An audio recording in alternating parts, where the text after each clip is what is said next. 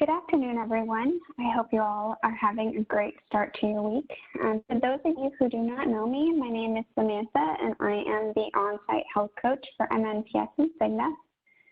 Throughout today, if you have any questions, you can write in the chat, or you can email me or give me a call, and I will provide you my contact information at the end. So today we're going to be talking about stepping up your exercise game, combining cardio strength training for a balanced fitness plan. So today's webinar will break down into why exercise is important, how to get started, guidelines for cardio, strength training, and stretching, and how to stay motivated. Just as a disclaimer to put out there, always check with your doctor before beginning any sort of exercise program, especially if you have not been exercising recently or have a condition causing muscle or joint weakness. Also, if you've had recent surgery or any kind of previous surgery, it's just always good to check in with your provider. So why is exercise important? Whether you are mostly healthy, you have a long-term condition or a disability, exercise can add up to a huge amount of health benefits. For instance, it can lower risk of early death. It can lower the risk of coronary heart disease, stroke, high blood pressure, also lower the risk of adverse blood lipid profiles, type 2 diabetes. It can also lower the risk of colon cancer and breast cancer. It can prevent weight gain. Also, combined with reduced calorie intake, it can have weight loss effects. It can improve cardiorespiratory and muscular fitness, prevention of falls, reduce in depression, and can help better cognitive function in elderly adults. So as you can see on the screen, it says that 150 minutes a week of moderate intensity aerobic activity, such as brisk walking, consistently reduces the risk of many chronic diseases and other health effects.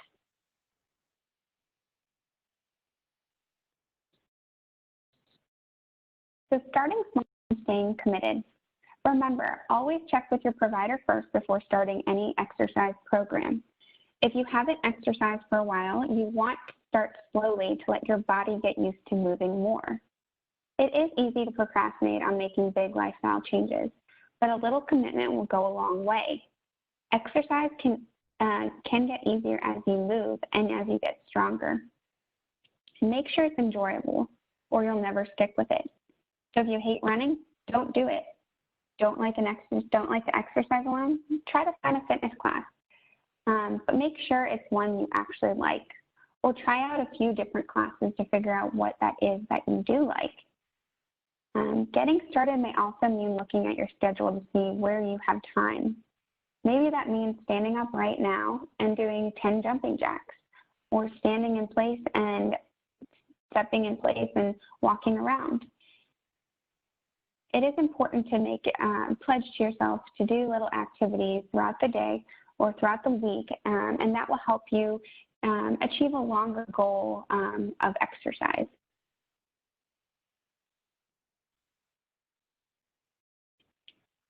So what do you think about when you hear physical activity? Usually people think physical activity is something like running, going to the gym, or potentially other potential unpleasant activities. But physical activity can be any movements that makes the body work harder than usual. Experts usually divide it into two types of exercise, one being the cardio and two doing strength training. So cardio, usually it will make your heart beat faster to keep up with routine movements. Any kind of activity counts as long as the workout is hard and long enough. So strengthening. These are activities like weightlifting, which focus on building muscle strength in your body's major muscle groups. So what do you guys believe resistance training, and what does it mean to you?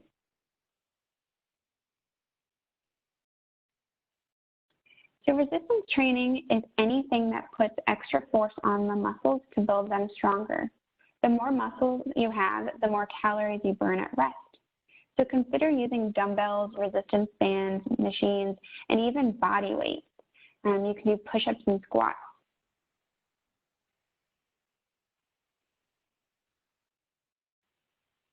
So how much exercise do we actually need? So in terms of cardio, it's to get the actual benefit, we want to aim for about 2 hours and 30 minutes of moderate intensity cardio each week, such as a brisk walk or tennis, or 1 hour and 15 minutes of vigorous intensity cardio each week, such as jogging or swimming laps. Don't be afraid to mix it up and try a little bit of both. It's also okay to break up your cardio exercise during the day, but try to get your heart rate up and keep it up for at least 10 minutes at a time. For even greater health benefits, you can try to reach 5 hours of moderate aerobic exercise or 2.5 hours of vigorous aerobic exercise each week.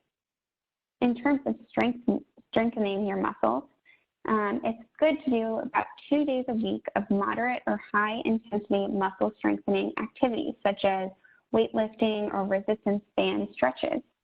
No specific amount of time is recommended for muscle strengthening, but muscle strengthening exercises should be performed until it would be difficult to do another repetition without any help.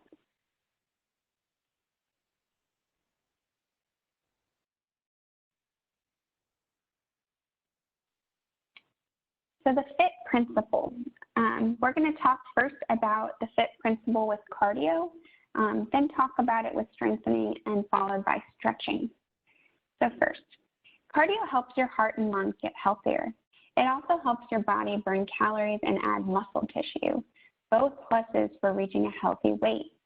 The FIT principle can help you decide how often, how long, and how hard to exercise. These general guidelines apply to people at all fitness levels. We will discuss each of these in detail in the coming slides. So first, it's going to be frequency. So try 4+ days a week if you can. This is also something that we can strive to get up to about 4 days a week. As we talked about before, making small changes and getting started is more important. We don't want to start doing 4 days a week if we're not used to that. And then in terms of intensity for the eye, moderate to vigorous. This can be measured in different ways, either using your heart rate or how hard you feel like your whole body is working. We will review this in just a bit. Next is time. So we'll focus on a 5 to 10 minute warm-up. That's usually where you stay within your comfort zone but break a light sweat. Then about 20 to 60 minutes at your target intensity, followed by a cool down, which is a light exercise and major muscle group stretches. This will allow your body to actually recover. And then types. There are types of walking, jogging, cycling, hiking, dancing, swimming, etc. Should be rhythmic, continuous, and utilize large muscle groups.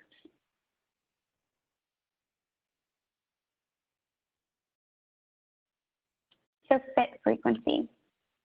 How many days in a week and for how long? Your cardio workouts should be spread out throughout the week. Research studies show that people get the most benefit when they work out 3 days per week. Plus, you may help reduce the risk of energy and avoid feeling too tired or sore. Whether you're exercising vigorously or moderately, you should keep going for at least 10 minutes to improve your cardiovascular fitness and lower some risk factors of heart disease and type 2 diabetes. Remember, some exercise is better than none.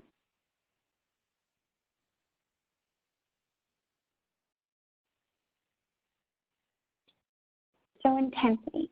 Moderate intensity activities use 3.0 to 5.9 times the amount of energy you use while you're not exercising. For vigorous intensity activities, it's 6.0 plus times as much. So measure your effort to find the intensity that's right for you. This could help your body burn excess fat, improve muscle tone, or maximize the amount of calories you burn during one workout. Plus, it helps you work out longer and harder in your future workouts so you can continue to improve. Remember, less fit people generally require a higher level of effort than fitter people do, so the same activity, so start slow and build up as you get stronger.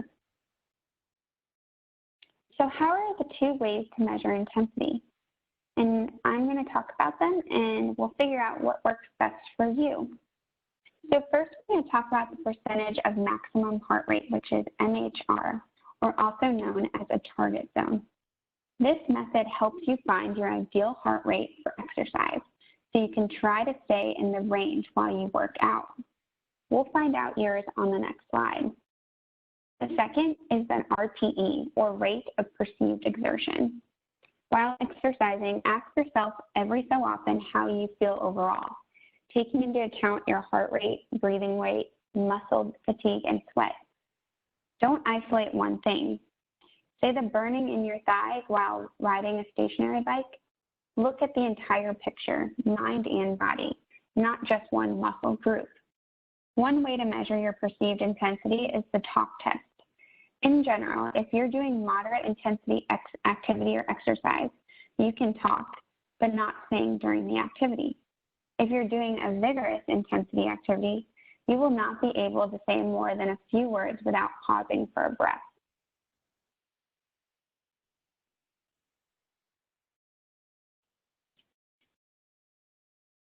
So the maximum heart rate, your target zone, is a calculation that can be done a couple of different ways. This is the most common way for beginners or people who haven't exercised in a while.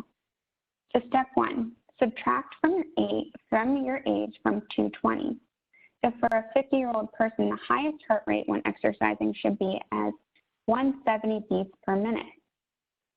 Then step two, calculate 50% of that. So a 50-year-old moderate level activity would reach 85 beats per minute.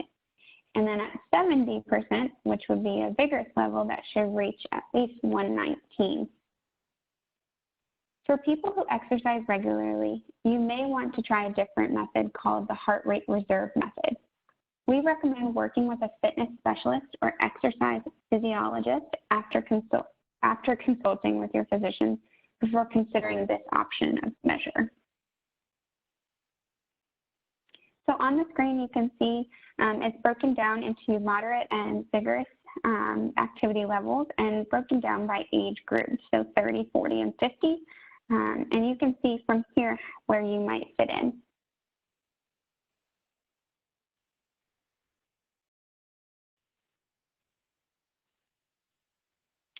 So next, we're going to talk about heart rate monitors. These are efficient and affordable ways to measure exercise intensity. The monitor is similar to a companion cheering you on, challenging you and helping you stay within your proper heart rate zones. It comes with a chest strap and a wrist watch. Follow the package directions to set your low and high heart rate ranges based on your MHR calculation. If you are using a treadmill or other machines with a heart rate display, you may only need to wear the chest strap. Although using a heart rate monitor is accurate and efficient, it's not actually necessary. You can also manually check your pulse in two areas. First, at the carotid artery in your neck, so measuring 4 finger widths off the center of your neck, place your index and middle fingers in the crook just under your lower jaw bone. Remember, with our carotid arteries, you just do it on one side. Never press down on both sides at the same time. At the radial artery in the thumb side of the wrist is another place. Measuring 3 finger widths from the base of your wrist, place your index and middle fingers firmly over the artery. In either of these two areas, count the number of times the heart beats in 30 seconds, and then multiply that number by 2. This will give you the total number of heartbeats per minute. For an exercise pulse rate, take your pulse during and immediately after you stop exercising. Adjust your efforts based on the recordings you are getting. It is a good idea to slowly continue moving around while you're taking your pulse to avoid blood pressure pooling in your legs. So an important note, Some drugs and medications can actually affect your heart rate, meaning you may have a lower maximum heart rate and target zone. If you have a heart condition or take medication, please ask your health care provider what your heart rate should actually be.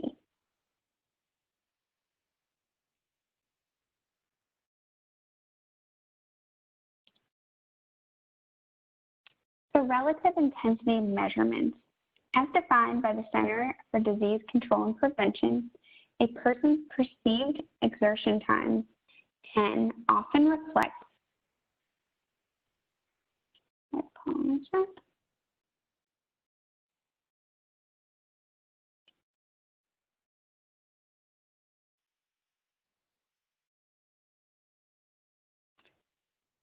So a person's perceived exertion times can often reflect that person's actual heart rate while exercising. So a person's exertion rating may provide a fairly good estimate of the actual heart rate during activity. So for example, if a person's rating of perceived exertion, or the RPE, is 12, then 12 times 10 is 120. So the heart rate should be approximately 120 beats per minute. So for moderate intensity physical activity, it's from 11 and 14 on the scale of 1 to 20, as you can see on the screen. That would be your yellow zone. Then for vigorous intensity physical activity, that's your 17 to 19 on a 1 to 20 scale. Remember, if you can easily talk, you need to increase your pace or increase the workout. If you can only get 3 words in between each breath, perhaps slow down or try a different workout that is easier for you to breathe.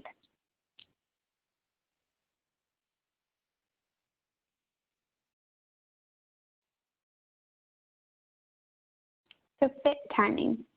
Remember, the goal is at least 150 minutes over 4 or more days per week. Increase exercise timing gradually over time to reach your health goals. Inactive people should start low and go slow by gradually increasing how often and how long activities are done. Scientists have not established a standard for how to gradually increase physical activity over time. So the following recommendations can give you general guidance and guidelines for inactive people. So first, increase the number of minutes per session, the duration, and the number of days per week, which would be your frequency of moderate intensity activity. Later, if desired, increase the intensity. Be careful not to increase difficulty too quickly or you can get injured. So for example, a 20-minute increase each week is safer for a person who does 200 minutes a week of walking.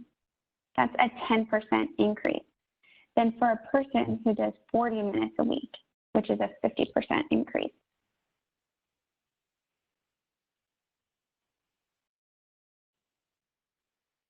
So FIT type. A general rule of thumb is that 2 minutes of moderate intensity activity counts as the same as 1 minute of vigorous intensity activity. For example, 30 minutes of moderate intensity activity a week is roughly the same as 15 minutes of vigorous intensity activity. So, as you can see, there are examples of each type for moderate activity and vigorous. So for moderate, that's doing our brisk walk, hiking, roller skating or blading, bicycling, using the row machine, aerobic dancing, table tennis, basketball, gardening, and light yard work. And then some examples for vigorous activity would be racing, race walking about 5+ miles per hour, jogging, jumping rope, hill walking and climbing, step aerobics, bicycling at a 10+ miles per hour speed, tennis, martial arts, soccer, swimming, and doing swimming pace laps. Once again, it is up to the individual what is considered moderate versus vigorous. Really be able to take note how you're breathing. If you are able to, not talk as much or have difficulty breathing with moderate activities, that's vigorous for that individual. So definitely take small steps, as said before, and work up to increasing that activity level.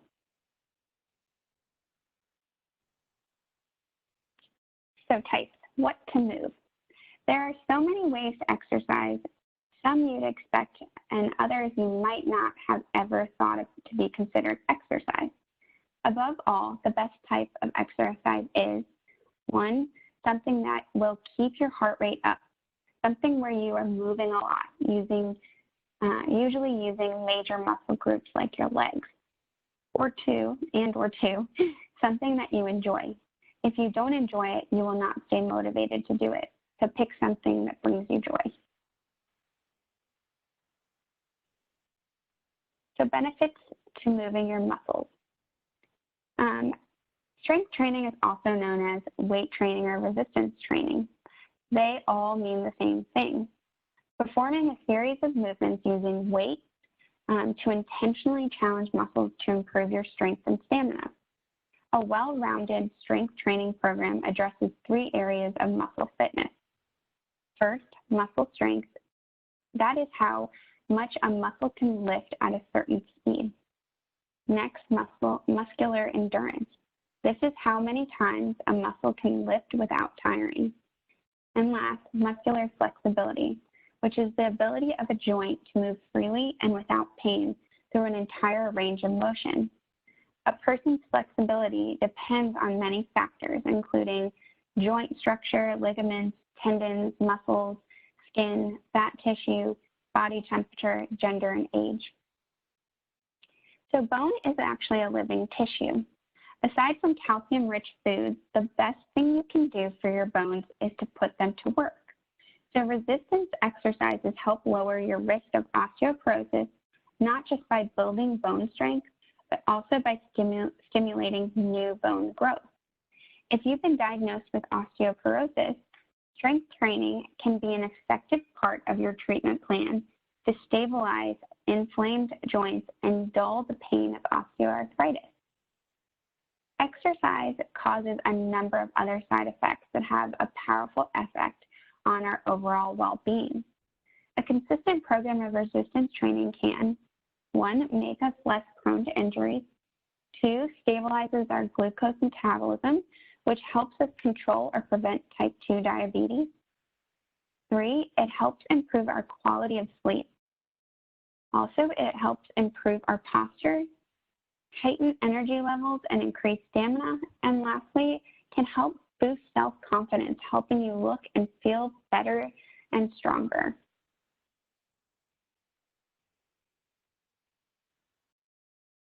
So now we're going to apply the FIT principle for strength training.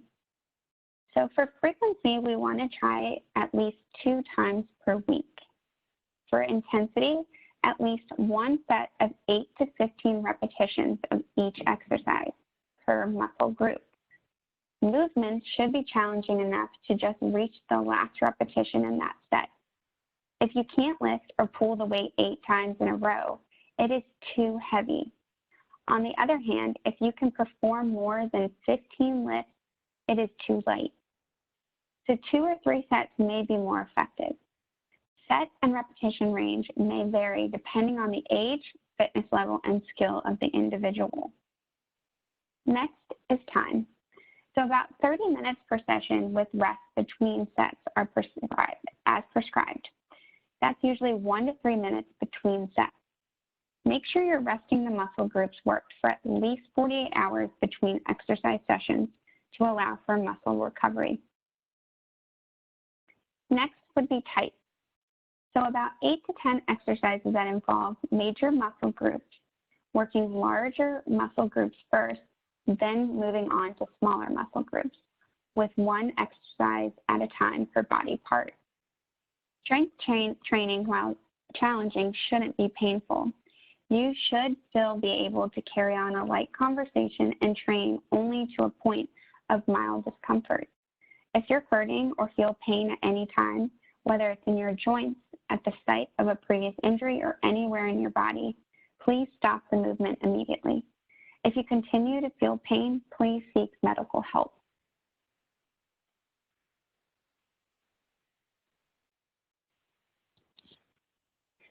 So it's certainly not necessary to invest in a gym membership or pricey home gym equipment to reap the benefits of strength training. You can use anything that has a resistance force on the body. So choose equipment that matches your fitness level, goals, and lifestyle. First, you could try resistance bands and tubes, which works all muscle groups. Free weights like barbells and dumbbells also work on muscle groups. Weight training machines work 1 to 2 specific muscle groups. Adjust to fit your body and match your strength level. Try multi-joint movements to work more than one muscle at a time. Check your gym's circuit training equipment varieties and ask for a demo on the machines by a personal trainer if they are available. Next would be stability balls. These challenge several muscle groups simultaneously by needing to balance on the ball while you perform a resistance movement. You can also use your own body weight, so push-ups, squats, chair dips, wall push-ups, lunges, air circles, abdominal and core exercises on the floor, some yoga poses, wall sits, calf raises, planks, and bridges. And next is great for all of us at home now would be household items. So water and milk jugs, soup cans, baskets, broom and mop handles, countertops, sturdy tables, and chairs with arms are great resources. And then lastly, using your environment in outdoor parks. So stairs and steps, park benches, planters, retaining walls, playgrounds, features for pull-ups and dips, rock walls. You can use basketball or tennis court lines to guide you for lunges.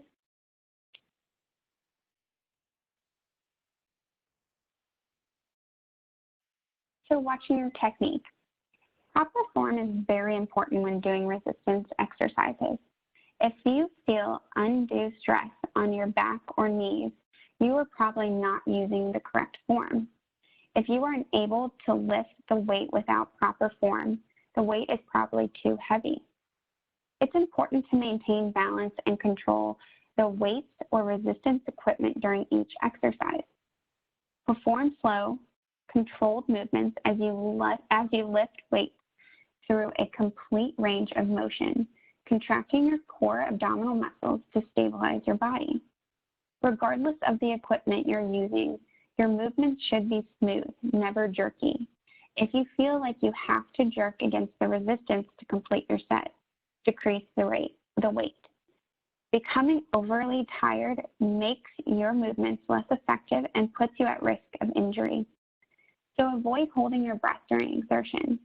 Exhale while pushing or lifting, and inhale while you are lowering or releasing the weight.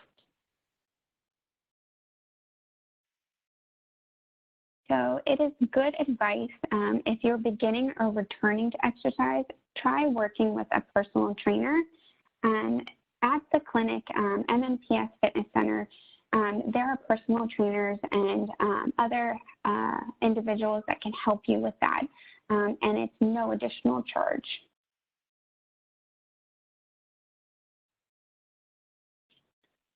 So regular stretching can also help with health benefits. So muscular flexibility is important at any age, and the rewards of stretching become more apparent as the years go by. Flexibility training can offset stiffness by increasing blood flow, warmth, and pliability. Increased range of motion in your joints and help for improved functional movement in the daily life. For example, keeping your hips, spine, and shoulders flexible as you age enables you to move more freely and safely without relying on others to do things for you. The stretching is an important component in recovery from injuries or surgery too.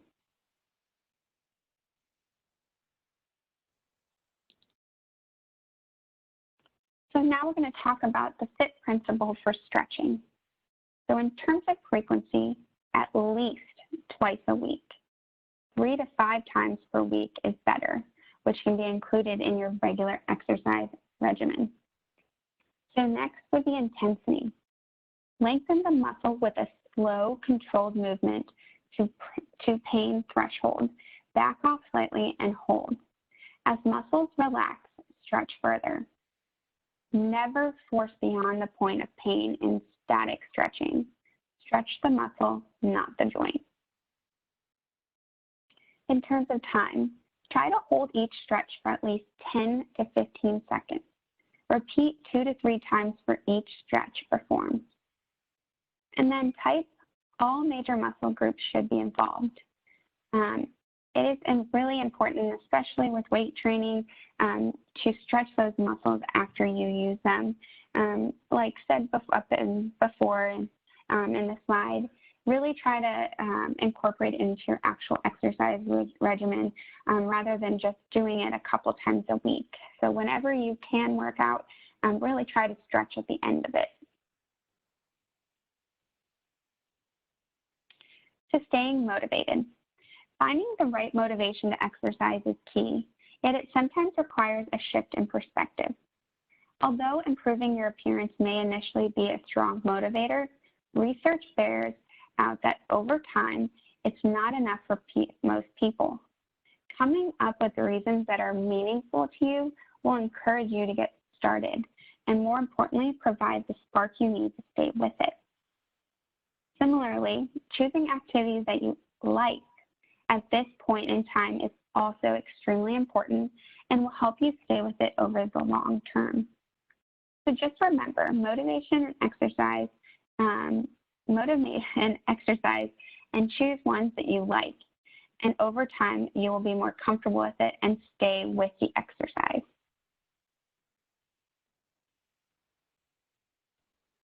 So please check out the following resources for any information on exercise.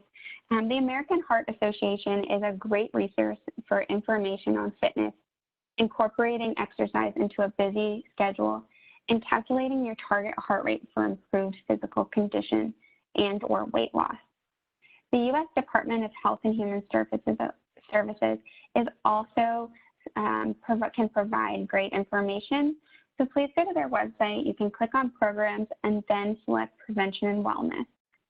And then as always, Cigna.com has great resources under individuals and for families under health and wellness.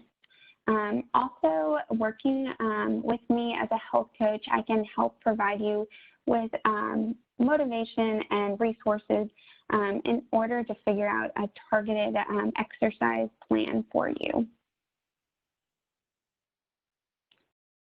In addition, I want to let you all know that the Fitness Center is open Monday through Friday from 5:30 a.m. to 6 p.m. It's open to all MNPS employees, spouses, and retirees free of charge. Also, the fitness associates on staff are there during the hours, and they can help you learn about the exercise equipment and are available to help you with any individualized fitness plan to help you meet your personal goals. And once again, that is free of charge. In terms of the MNPS Fitness Center, if you have any questions, please reach out to Johnsy Holt. Her email address is johnsy.holt@mnps.org. Also, you can always contact me and I can get in touch with her if that is easier.